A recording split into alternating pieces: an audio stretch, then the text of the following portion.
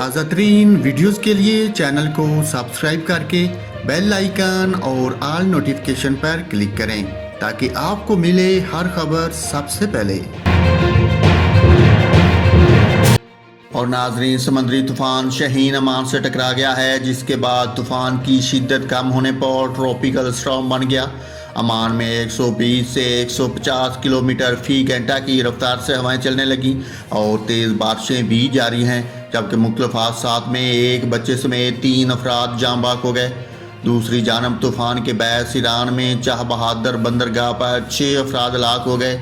महकमा मौसमियात का कहना है कि बलूचिस्तान में माकरान के साहली इलाकों को समुद्री तूफान से अब कोई खतरा नहीं।